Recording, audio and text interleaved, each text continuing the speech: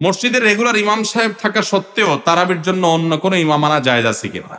সুদে টাকা লাগায় এমন ব্যক্তি সমাজে বিচার করে, তার বিধান কি? আমি একজন প্রাইমারি স্কুলের শিক্ষক। সকাল 9টা থেকে 4টা 15 পর্যন্ত আমার কর্মঘণ্টা। 5 বছর বয়সী বাচ্চা থেকে শুরু করে 12 বছরের শিক্ষার্থী পড়ে। প্রতিটা ক্লাসের সময়কাল 40 মিনিট। সকালে 3-4টা ক্লাস নিলে শরীর আর চলে না। পরবর্তী ক্লাসগুলো শুরুর ক্লাসের মতো মনোযোগ দিতে পারি না। তাতে কি আমার বেতনের টাকার কোনো প্রবলেম হবে? শত শত কোমলমতি শিক্ষার্থী সামলানো অনেক কষ্টকর হয়। আইডি কার্ড ও পাসপোর্ট বানানোর কাজ করা হালাল নাকি হারাম? ভাগ্যে যেন ভালো কিছু আল্লাহ লেখেন, আপনার নসিবে যেন ভালো কিছু আসে, আপনার রিজিকে যেন আল্লাহ বরকত দান করেন, এর জন্য বেশ কিছু আমল আমরা কোরআন হাদিসের আলোকে বলতে পারি, সাজেশন দিতে পারি। বরকত যদি চান, 1 নম্বর হলো ঈমান এবং তাকওয়া লাগবে। আল্লাহ বলেছেন ওয়ালাউ আন্না আহলাল কুরআ আমানু ওয়াত্তাকাও লাফাতাহনা আলাইহিম বারাকাতিম মিনাস সামা। যদি কোনো জনপদের লোকেরা ঈমান আনে, আল্লাহর ভয় অন্তরে লালন করে, আল্লাহ বলেছেন আসমান থেকে বরকতের সব দুয়ার খুলে দেওয়া হবে। এজন্য ভাই, ঈমান যদি থাকে, তাকওয়া যদি থাকে, গুনাহমুক্ত জীবন গড়ার সংকল্প যদি থাকে, বরকত আসবে জীবনে। নাম্বার 2, ইস্তেগফার বেশি বেশি করলে।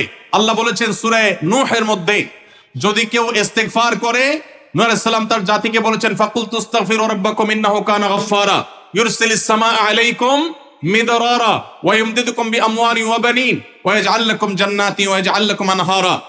আল্লাহ নবী নূহ আলাইহিস সালাম বলেছেন, আমি আমার জাতিকে বলেছি তোমরা আল্লাহর কাছে ইস্তেগফার করো, ক্ষমা প্রার্থনা করো। বেশি বেশি ইস্তেগফার করলে আল্লাহ তাআলা রিজিকের মধ্যে বারাকা দিবেন, অভাব দূর করবেন, সম্পদে এবং সন্তানে আল্লাহ তাআলা বরকত দান করবেন। তাহলে 2 নম্বর আমল হলো ইস্তেগফার করা, রিজিকে বরকত হবে ইনশাআল্লাহ। নাম্বার 3, শুকর আদায় করা। আল্লাহ বলেছেন লা ইন শাকারতুম লা আযীদান্নাকুম। আপনি কোনো কিছু পেয়েছেন, আলহামদুলিল্লাহ বলেন, যা পাইছেন শুকর আদায় করেন, আল্লাহ নেয়ামত বাড়ায় দিবেন। নাম্বার 4, দান সাদাকা করা। আল্লাহ তাআলা বলেছেন ইয়ামহাকুল্লাহুর রিবা ওয়া ইউরবিস সাদাকাত। আল্লাহ সুদকে ধ্বংস করবেন, তবে সাদকা এবং দান এটাকে আল্লাহ তাআলা বাড়িয়ে দিবেন। এই জন্য কেউ যদি দান করে, আল্লাহ তাআলা তাকে কি দেন? বরকত দান করেন তার রিজিকে। তারপরে 5 নম্বর হলো আত্মীয়তার সম্পর্ক রক্ষা করা। নবীজি সাল্লাল্লাহু আলাইহি সাল্লাম বলেছেন মান সাররাহু আন ইউবসাতা লাহু ফি রিজকিহি আও ইউনসা লাহু ফি আসারিহি ফালিয়াসিল রাহিমা।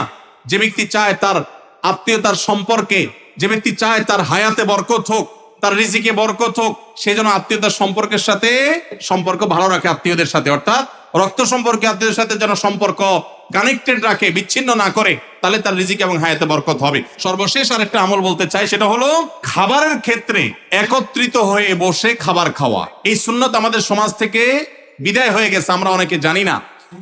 আবু দাউদের একটি হাদিস বর্ণিত হয়েছে, নবীজি সাল্লাল্লাহু আলাইহি সাল্লামের কাছে এক ব্যক্তি বললেন, হে আল্লাহর রাসূল, আমরা খাই কিন্তু অনেক খাওয়ার পরেও পরিতৃপ্ত হই না, পেট ভরে না, খাবারের চাহিদা পরিপূর্ণ মিটে না, কারণটা কি? নবীজি সাল্লাল্লাহু আলাইহি সাল্লাম বলেছেন তোমরা সম্ভবত আলাদা আলাদা প্লেটে খাও, আলাদা আলাদা সিঙ্গেল সিঙ্গেল খাও। তখন নবীজি সাল্লাল্লাহু আলাইহি সাল্লাম বলেছেন তোমরা সবাই একসাথে খানা খাবে, আল্লাহ তাআলা তোমাদের খাবারে বরকত দান করবেন। একসাথে খানা খাবে এবং বিসমিল্লাহ বলে খাবে, এই 2টা কাজ করলে আল্লাহ তাআলা তোমাদের খাবারে বরকত দান করবেন। এই জন্য ভাইরা, বাসা বাড়িতে এক প্লেটে স্বামী স্ত্রী 2 জন আছেন, এক প্লেটে খাবেন। বাচ্চাদেরকে নিয়ে বড় প্লেট নিয়ে খানা খাবেন, এটা সুন্নত। নবীজি সাল্লাল্লাহু আলাইহি ওয়াসাল্লাম উৎসাহ দিয়েছেন, কিন্তু আমাদের সমাজ থেকে এটা এখন হারিয়ে গেছে, নাই বললে চলে। আমরা সবাই যার যার মতো খানা খাই। এই জন্য এই কাজটাও আমাদের আমলে, আমাদের রিজিকে, আমাদের হায়াতে বরকত এনে দিবে ইনশাআল্লাহ। মসজিদের রেগুলার ইমাম সাহেব থাকা সত্ত্বেও তারাবির জন্য অন্য কোনো ইমাম আনা জায়েজ আছে কিনা? আনা যাবে, কোনো অসুবিধা নাই। এই প্রশ্ন সব বোধহয় ইমাম সাহেবরা বাউ করে দিছে, সব তাদের স্বার্থের প্রশ্ন। ইমাম সাহেবরা দেয় নাই? তাহলে মুফতাদের ইমাম সাহেবকে মহব্বত করেন, টাকা দিবেন না, কিন্তু ইমাম সাহেবের পক্ষে প্রশ্ন করবেন। মাশাআল্লাহ, এটা কেমন মহব্বত হইল? যাই হোক ভাই, ইমাম সাহেব যদি ভালো হাফেজ না হন, তেলাওয়াতের সৌন্দর্য আহামরি না থাকে, বাহির থেকে হাফেজ নিয়ে আসলে কোনো অসুবিধা নেই। এটা কোনো কথা না যে ইমাম সাহেবের পিছনেই নামাজ পড়া জরুরি। তবে হ্যাঁ, কোনো যৌক্তিক কারণ ছাড়া অনেক এলাকাতে আছে কমিটির সাথে ইমাম সাহেবের ভালো সম্পর্ক নাই, শত্রুতা করে এখন বাহির থেকে লোক হায়ার করে আনে। এটা অন্যায় কথা, এটা জুলুম। যার পিছনে নামাজ পড়বেন তার প্রতি আপনার যদি এতটুকু শ্রদ্ধাবোধ না থাকে, তাহলে অবশ্যই সেটা অনুচিত কাজ, সেটা গর্হিত কাজ। এজন্য এটা করা জায়েজ হবে না। সুদে টাকা লাগায় এমন ব্যক্তি সমাজে বিচার করে, তার বিধান কি? সুদে টাকা লাগায় এইরকম আসামি থাকলে তার নিজেরই তো বিচার করা উচিত, সে আবার কিসের বিচার করবে?